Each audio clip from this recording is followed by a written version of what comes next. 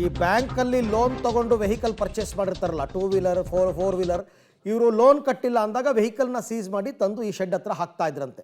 ಈಗೇನು ಶೆಡ್ಗೆ ಬೀಗ ಹಾಕಿರೋದ್ರಿಂದ ಸೀಸ್ ಆಗಿರೋ ಬೈಕ್ಗಳನ್ನು ಬಿಡಿಸ್ಕೊಳ್ಳೋದಕ್ಕೆ ಪರದಾಟ ಶುರು ಆಗಿಬಿಟ್ಟಿದೆ ಜನರದ್ದು.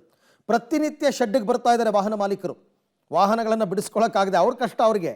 ಅವರೇನೋ ಅವಾಗೇನೋ EMI ಕಟ್ಟಿಲ್ಲ, ದುಡ್ಡು ಕಟ್ಟಿಲ್ಲ, ಸೀಸ್ ಆಗಿತ್ತು. ಈಗ ದುಡ್ಡು ಕಟ್ಬಿಟ್ಟು ಅವ್ರವ್ರ ಬೈಕನ್ನು ಬಿಡಿಸ್ಕೊಂಡು ಹೋಗೋಣಪ್ಪ ಅಂತ ಶೆಡ್ಗೆ ಬಂದರೆ ಶೆಡ್ಡನ್ನು ಸೀಸ್ ಮಾಡಿಬಿಟ್ಟಿದ್ದಾರೆ. ಇನ್ನು ಇವೆಲ್ಲ ಮುಗಿದು ಶೆಡ್ ಓಪನ್ ಮಾಡಿ ಇದನ್ನು ಸಾರ್ವಜನಿಕ ಬಳಕೆ ಮಾಡಬಹುದು ಅನ್ನೋ ತನಕ ಇವ್ರಿಗೆ ಕಷ್ಟ.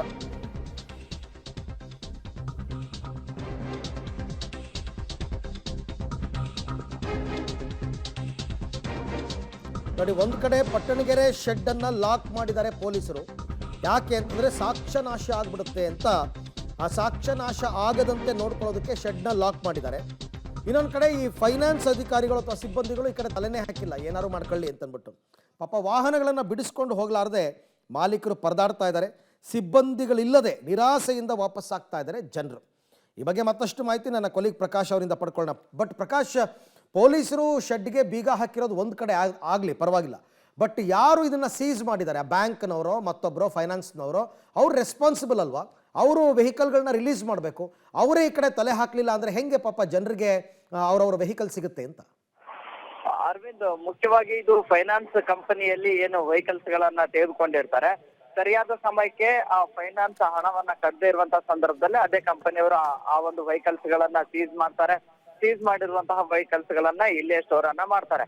ಆದ್ರೆ ಬ್ಯಾಂಕ್ಗಳಲ್ಲಿ ಎಲ್ಲ ಹಣವನ್ನ ಕಟ್ಟಿ ಮತ್ತೆ ಅದನ್ನ ಬಿಡಿಸ್ಕೊಂಡು ಹೋಗ್ಲಿಕ್ಕೆ ಸಾಕಷ್ಟು ಜನ ಕೂಡ ಬರ್ತಾ ಇದ್ದಾರೆ, ತಮ್ಮ ವಾಹನ ಮಾಲೀಕರು. ಆದ್ರೆ ಇಲ್ಲಿ ಯಾವ ಫೈನಾನ್ಸ್ ಆಫೀಸರ್ಗಳು ಕೂಡ ಇರೋದಿಲ್ಲ, ಸಿಬ್ಬಂದಿಗಳು ಕೂಡ ಇರೋದಿಲ್ಲ, ಜೊತೆಗೆ ಬ್ಯಾಂಕ್ನವರು ಕೂಡ ಇರೋದಿಲ್ಲ. ಸೊ ಹೀಗಾಗಿ ನೇರವಾಗಿ ಇಲ್ಲಿಗೆ ಶೆಡ್ಗೆ ಬರ್ತಾರೆ ಮತ್ತೆ ವಾಪಸ್ ಹೋಗ್ತಾರೆ. ಈಗ ಬ್ಯಾಂಕ್ ನಲ್ಲಿ ಹಣವನ್ನ ಕಟ್ಟೋದಕ್ಕೆ ಹೋದಂತ ಮಾಲೀಕರು ಎಲ್ಲ ರೀತಿಯ ಹಣವನ್ನ ಸಂದಾಯ ಮಾಡಿ ಅಲ್ಲಿಂದ ಕ್ಲಿಯರೆನ್ಸ್ ಸರ್ಟಿಫಿಕೇಟ್ ಅನ್ನ ತೆಗೆದುಕೊಂಡು ಇಲ್ಲಿಗೆ ಶೆಡ್ಗೆ ಕಳಿಸ್ತಾರೆ ಬ್ಯಾಂಕಿನವರು. ಶೆಡ್ಗೆ ಬಂದ ಬಳಿಕ ಇಲ್ಲಿ ಆ ಫೈನಾನ್ಸ್ ಕಂಪನಿಯ ಸಿಬ್ಬಂದಿಗಳೇ ಇರೋದಿಲ್ಲ. ಸೊ ಇಲ್ಲಿ ಬೀಗವನ್ನ ಹಾಕಿರೋದನ್ನ ನೋಡಿ ಮತ್ತೆ ವಾಪಸ್ ಹೋಗ್ತಾರೆ. ಇದು ಕಳೆದ 3-4 ದಿನಗಳಿಂದ ಕೂಡ ವಾಹನ ಮಾಲೀಕರು ಹೆಚ್ಚಿನ ಸಂಖ್ಯೆಯಲ್ಲಿ ಶೆಡ್ಗೆ ಬರ್ತಾ ಇದ್ದಾರೆ. ಆದ್ರೆ ಶೆಡ್ಗೆ ಬೀಗ ಹಾಕಿದ್ದಾರೆ. ಜೊತೆಗೆ ಪೊಲೀಸರ ಭದ್ರತೆ ಇರೋದ್ರಿಂದಾಗಿ ಒಳಗಡೆ ಯಾರನ್ನ ಕೂಡ ಕಳಿಸ್ಕೊಡ್ತಾ ಇಲ್ಲ. ಅದರ ಜೊತೆಗೆ ಅಲ್ಲಿ ಸಿಬ್ಬಂದಿಗಳೇ ಇಲ್ಲ. ಸೊ ಹೀಗಾಗಿ ಹಣವನ್ನ ಕಟ್ಟಿ ನಾವು ವೆಹಿಕಲ್ಸ್ ಅನ್ನ ಬಿಡಿಸ್ಕೊಂಡು ಹೋಗೋಣ ಅಂತ ಇಲ್ಲಿ ತನಕ ಬಂದ್ರು ಕೂಡ ಇಲ್ಲಿ ಯಾರು ಇಲ್ಲೇ ಮತ್ತೆ ವಾಪಸ್ ಹೋಗ್ತಾ ಇದೀವಲ್ಲ ಅನ್ನುವಂತಹ ಒಂದಿಷ್ಟು ಅಸಮಾಧಾನವನ್ನ ಕೂಡ ವ್ಯಕ್ತಪಡಿಸ್ತಾ ಇದ್ದಾರೆ ವಾಹನ ಮಾಲೀಕರು.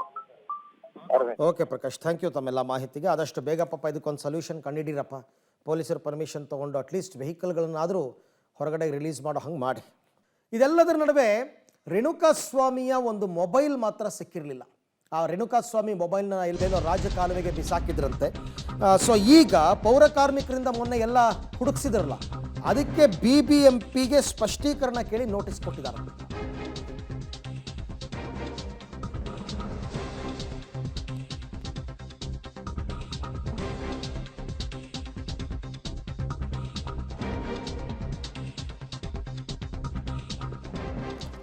ಡಿ ಗ್ಯಾಂಗ್ನಿಂದ ರೇಣುಕಾಸ್ವಾಮಿ ಕೊಲೆ ಕೇಸ್. ಪೌರ ಕಾರ್ಮಿಕರು ರೇಣುಕಾಸ್ವಾಮಿ ಅವರ ಮೊಬೈಲನ್ನು ಮೊನ್ನೆ ರಾಜಕಾಲುವೆಯಲ್ಲಿ ಹುಡುಕಿದ್ರಲ್ಲ, ಒಂದು 7-8 ಜನ ರಾಜಕಾಲುವೆಗೆ ಇಳಿದು ಅಲ್ಲೆಲ್ಲ ಹುಡುಕಿದ್ರಲ್ಲ. ಸೊ ಇದು ತಪ್ಪು. ಆ್ಯಕ್ಚುಲಿ ಪೌರ ಕಾರ್ಮಿಕರನ್ನ ರಾಜಕಾಲುವೆಗೆ ಇಳಿಸಿ ಅವ್ರ ಕೈಯಲ್ಲಿ ಅದನ್ನೆಲ್ಲ ಹುಡುಕಿಸೋದು ಇವೆಲ್ಲ ಮಾಡಿದ್ದು. ಹಾಗಾಗಿ ವಿವಾದಕ್ಕೆ ಕಾರಣವಾಗಿದೆ ಮೊಬೈಲ್ ಶೋಧ ಕಾರ್ಯ. BBMPಗೆ ಸ್ಪಷ್ಟೀಕರಣ ಕೇಳಿ ಈಗ ಸಮಾಜ ಕಲ್ಯಾಣ ಇಲಾಖೆ ನೋಟಿಸನ್ನು ಕೊಟ್ಟಿದೆಯಂತೆ. ಹೆಂಗೆ ನೀವು ಅವ್ರನ್ನ ಇಳಿಸಿದ್ರಿ, ಹೆಂಗೆ ಅವ್ರ ಕೈಯಲ್ಲಿ ಕೆಲಸ ಮಾಡಿಸಿದ್ರಿ? ರಾಜಕಾಲುವೆ ಅಂತಂದರೆ ಅಲ್ಲಿ ಎಲ್ಲ ಥರದ ನೀರು ಬಂದು ಸೇರುತ್ತಲ್ಲ, ಅಂಥ ಕಡೆ ನೀವು ಪೌರ ಕಾರ್ಮಿಕರನ್ನ ಇಳಿಸಿ ಅವ್ರ ಕೈಯಲ್ಲಿ ಅಲ್ಲೆಲ್ಲ ನೋಡಿ ಅಲ್ಲಿ ದೃಶ್ಯದಲ್ಲಿ ನೋಡ್ತಾ ಇದ್ದೀರಲ್ಲ, ಸರಿನಾ ಇದು? ಮಾನವ ಹಕ್ಕುಗಳ ಆಯೋಗದವರು ಪ್ರಶ್ನೆ ಮಾಡ್ತಾರೆ ಇದನ್ನು.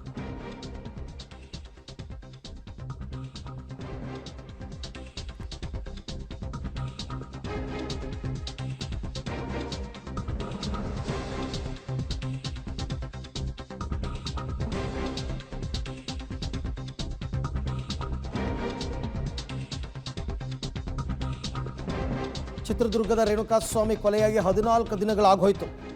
ಇನ್ನೂ ಪತ್ತೆಯಾಗಿಲ್ಲ ರೇಣುಕಾಸ್ವಾಮಿ ಮೊಬೈಲ್ ಹುಡುಕಾಟ ಮಾಡಿಸಿದ್ರು ಪೊಲೀಸರು. ಮೊಬೈಲ್ ಹುಡುಕಾಟಕ್ಕೆ ಪೌರ ಕಾರ್ಮಿಕರನ್ನ ಬಳಕೆ ಮಾಡಿಕೊಂಡಿದ್ರು. ಇವರನ್ನು ರಾಜಕಾಲುವೆಗೆ ಇಳಿಸಿ ಶೋಧ ಮಾಡಿದ್ದು ಎಷ್ಟು ಸರಿ? ಪೊಲೀಸರ ನಡೆಗೆ ಈಗ ಭಾರೀ ಆಕ್ರೋಶ ವ್ಯಕ್ತವಾಗಿದೆ. ಸಮಾಜ ಕಲ್ಯಾಣ ಇಲಾಖೆಯಿಂದ BBMPಗೆ ಪತ್ರ ಹೋಗಿದೆ. ಪೌರ ಕಾರ್ಮಿಕರ ಬಳಕೆ ಸಂಬಂಧ ಸ್ಪಷ್ಟೀಕರಣವನ್ನು ನೀಡುವಂತೆ ಸೂಚನೆ. ಯಾಕೆ ವೈ ಓನ್ಲಿ BBMP? ಪೊಲೀಸರಿಗೂ ಕೊಡಿ.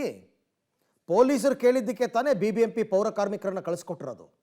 ನೀವು ಸ್ಪಷ್ಟೀಕರಣವನ್ನು ಈ ರೇಣುಕಾಸ್ವಾಮಿ ಕೊಲೆ ಪ್ರಕರಣದ ತನಿಖೆ ನಡೆಸ್ತಾ ಇರ್ತಕ್ಕಂಥ ಪೊಲೀಸರಿಗೂ ಕೊಡಬೇಕು, BBMPಗೂ ಕೊಡಬೇಕು.